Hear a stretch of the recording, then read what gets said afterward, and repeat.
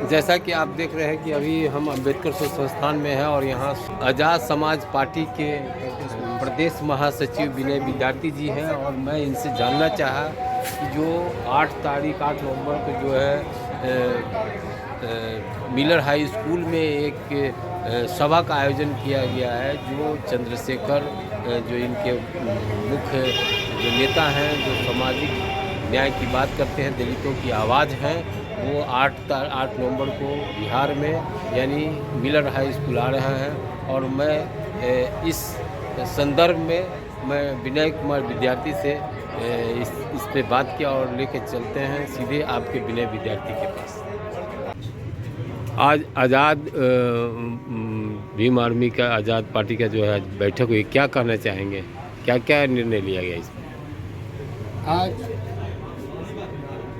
आज़ाद समाज पार्टी और भीम आर्मी दोनों के साथ बैठक हुई है और 8 तारीख को हमारे आज़ाद समाज पार्टी और भीम आर्मी के राष्ट्रीय अध्यक्ष माननीय नगीना के सांसद भाई चंद्रशेखर आज़ाद जी 8 तारीख को पटना आ रहे हैं और उनके आने के उपलक्ष्य में उनका के लिए हम लोग बैठक किए हैं। उनको हम लोग किस तरह से सपोर्ट बनाएंगे। क्या लगता है जिस तरह से आप लोग जो है मिलन स्कूल की भी बात हो रही है कि वहाँ एक सम्मेलन किया जा रहा है, उस सम्मेलन में किस प्रकार का निर्णय लिया जाएगा बिहार के प्रति 2025 के चुनाव? स्वाभाविक है कि भाई चंद्रशेखर जी आ रहे हैं तो राजनीतिक निर्णय लिया जाएगा। दलितों के साथ जो बिहार में अत्याचार हो रहा है, यहाँ अभी तक जो है प्रशासन और सरकार दूसरी जाति का है, फिर भी दलितों पर अत्याचार हो रहा है।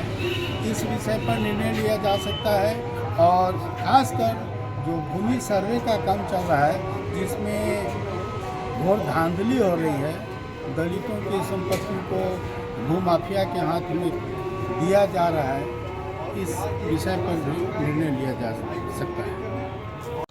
और ख़ासकर जो बिहार में राजद जैसी पार्टी जिसको स्थापित किया लालू जी ने, आज उनकी दूसरी पीढ़ी के नेतृत्व में जिस तरह से उपचुनाव में हार हुई है राजद की और इंडिया अलायंस की, मुझे बड़ा अजीब लगा।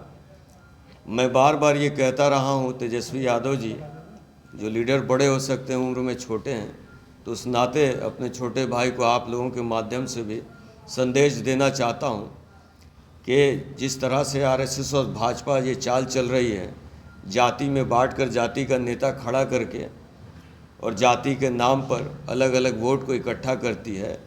अगर तेजस्वी यादव जी ने सबक इससे भी नहीं लिया और देश की सबसे बड़ी बहुजन की आवाज़ भाई चंद्रशेखर आज़ाद जी को सम्मानपूर्वक उनके कार्यकर्ताओं को जगह नहीं दी बिहार में, तो आने वाले 2025 में जो भीम आर्मी और आज़ाद समाज पार्टी का संघर्ष है, जो 150 सीटों पर तैयारी चल रही है, उस तरह वो देखेंगे कि राजद विपक्ष में भी रहने लायक नहीं होगी।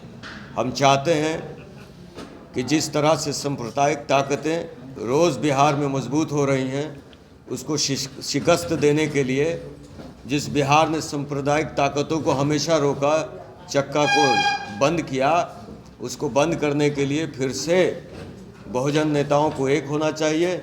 हमारी तरफ से खुला संदेश है कि अगर सम्मानपूर्वक बातें होंगी तो बिहार में भाजपा की सीटें बचेंगी नहीं और बहुजन और खासकर संविधान का राज आने में विलंब नहीं होगा।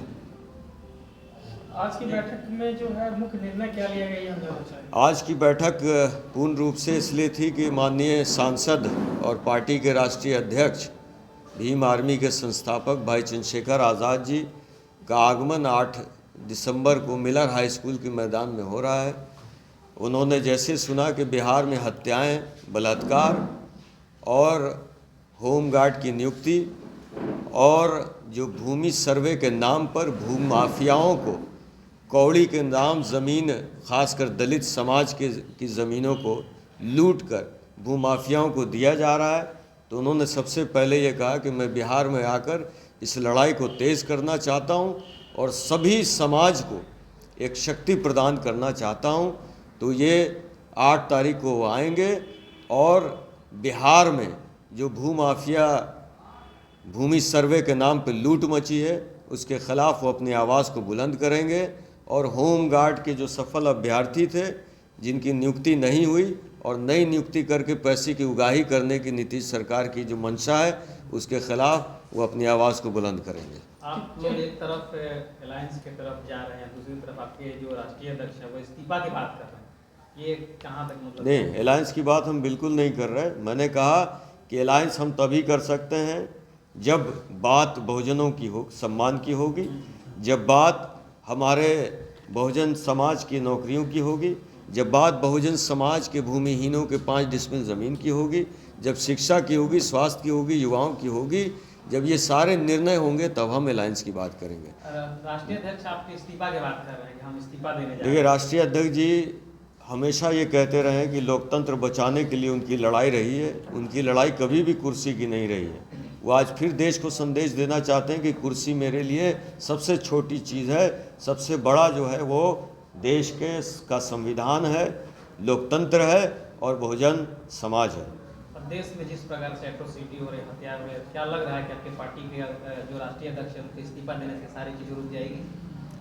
देखिए, वो इस्तीफा की पेशकश वो कब करेंगे जब उन्होंने कहा कि लोकसभा में उनकी बातों को नहीं सुना जाएगा। और राष्ट्रीय अध्यक्ष जी हमेशा सड़कों से आवाज़ बुलंद करते रहे हैं और उनके करोड़ों समर्थक आज लोकतंत्र को जिंदा रखा है उन्होंने। तो वो है सड़क है भारत की, और भारत की सड़क पर जब तक हम रहेंगे संसद को आवारा होने नहीं देंगे। ठीक।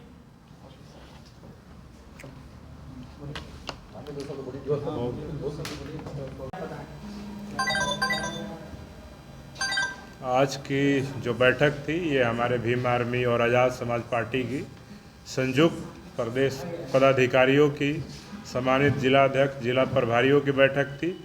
और इस बैठक का मकसद सिर्फ एकमात्र था कि हमारे संस्थापक और आज़ाद समाज पार्टी के राष्ट्रीय अध्यक्ष, हमारे नेता, बहुजनों के आदर्श और इस देश में संघर्ष के मजबूत मिसाल चंद्रशेखर आज़ाद 8 दिसंबर 2024 को बिहार की राजधानी पटना में बहुजन समाज के, पूरे बिहार के बहुजन समाज के हक अधिकार के लिए, उनके न्याय के लिए, उनके ऊपर हो रहे शोषण, जुल्म, अत्याचार, अन्याय के खिलाफ मजबूत आवाज़ बन करके बिहार में जो भी मामले हुए हैं उस पर सरकार से सवाल पूछने के लिए बिहार की राजधानी पटना के मिलर हाई स्कूल मैदान में आ रहे हैं। इस पर्पज़ से हम लोगों ने बैठक बुलाया था और अपने कार्यकर्ताओं को, पदाधिकारियों को और जो जिम्मेदार प्रदेश पदाधिकारी हैं उन सब को निर्देश दिया गया है कि किस प्रकार से हम सब लोग उस दिन के कार्यक्रम में रिकॉर्ड तोड़ भीड़ जुटाएं और उस कार्यक्रम को सफल बनाएं। ठीक है। 8 तारीख को मुख्य मुद्दा क्या रहेगा सर? मुख्य मुद्दा है लैंड सर्वे, भूमि सर्वे बिहार की सरकार करा रही है। लेकिन बिहार की सरकार भूमि सर्वे कराने से पहले, जैसा कि बिहार के मुख्यमंत्री नीतीश कुमार जी और एक बार जब जीतन राम मांझी जी भी जब मुख्यमंत्री बने थे तो उन्होंने कहा था कि बिहार के भूमिहीनों को 3-3 डिसमिल ज़मीन दिया जाएगा। मांझी जी ने कहा था 5 डिसमिल ज़मीन दिया जाएगा। लेकिन आप सबके सामने है कि बिहार के किसी भी जिला में कहीं भी भूमि सर्वे से पहले गरीबों को, भूमिहीनों को ज़मीन का वितरण नहीं किया गया है। बजाय सरकारी योजनाओं के नाम पे कोई सड़क किनारे भूमिहीन व्यक्ति रह रहा है, कोई दलित समाज का, पिछड़े समाज का व्यक्ति रह रहा है, तो उसको सरकारी योजनाओं के नाम पे बुलडोजर चला करके उनके आशियाने को उजाड़ने का काम सरकार कर रही है। तो सरकार से हम लोग पूछेंगे कि जब तक हमारे भूमिहीन लोगों को ज़मीन का वितरण नहीं हो जाता है तब तक ये भूमि सर्वे नहीं होना चाहिए। और इंडिया अलायंस का सपना साफ हो गया, किस प्रकार से देख रहे हैं? देखिए, इंडिया अलायंस के जो लोग हैं, जो इंडिया अलायंस के जो नेता हैं, चाहे बिहार के हों चाहे उत्तर प्रदेश के हों, वो लोग सच मायने में भाजपा को हराने के लिए लड़ ही नहीं रहे हैं। वो लोग अपनी पार्टी को प्राइवेट लिमिटेड कंपनी पार्टी बना दिए हैं, कोई फैमिली पार्टी बना दिए हैं। और जब तक ये लोग private limited company party, family party बना करके दलितों को, पिछड़ों को, संविधान पसंद, न्याय पसंद लोगों को ठगने का काम करते रहेंगे तब तक उनकी हार होते रहेगी। इस देश में जब जब दलितों को, अति पिछड़ों को, मुसलमानों को, धार्मिक अल्पसंख्यकों को नज़रअंदाज किया जाएगा इंडिया गठबंधन के द्वारा, और वैसे नेताओं को जो इस देश में संघर्ष के एक मिसाल हैं, वैसे नेताओं को अपने गठबंधन में लेने से ये लोग डरते हैं कि आने वाले भविष्य में ये हमारे लिए खतरा न हो जाए। अगर वैसे लोगों को साथ लेकर के लड़ने का काम नहीं करेंगे तो महाराष्ट्र, बिहार और जहाँ भी चुनाव हो रहा है वहाँ हर जगह इनकी हार होगी, और ये लोग इसी प्रकार से विपक्ष में ही हमेशा रह जाएंगे। बिहार में अक्सर जो है दलितों पर अत्याचार हो रहा है। अभी वर्तमान की देखा जाए मसौरी में एक 7 वर्ष की बच्ची के साथ बलात्कार किया है, ये मालूम क्या? देखिए, बिहार का कोई ऐसा मामला नहीं है शोषण, अत्याचार, अन्याय का, बलात्कार का, हत्या का, कहीं भी कोई मामला है उस मामले पे भीम आर्मी मुखरता के साथ शासन और प्रशासन के खिलाफ मजबूत लड़ाई लड़ रही है और वहाँ पे अपने लोगों के न्याय के लिए खड़ी है। धनरुआ का जो मामला है मसौड़ी अनुमंडल का, उस मामले को मेरे संज्ञान में है। वहाँ प्रशासन के लोगों से मैंने बात किया है और वहाँ के लोगों प्रशासन को मैंने अल्टीमेटम भी दिया है कि अगर उस मामले का जो मुख्य आरोपी है गिरफ्तार नहीं होता है तो हम लोग वहाँ पे भीषण आंदोलन करेंगे, और आंदोलन से नहीं होगा तो भीम आर्मी का झंडा और डंडा दोनों मजबूत है, हम लोग न्याय छीनने का भी काम करेंगे।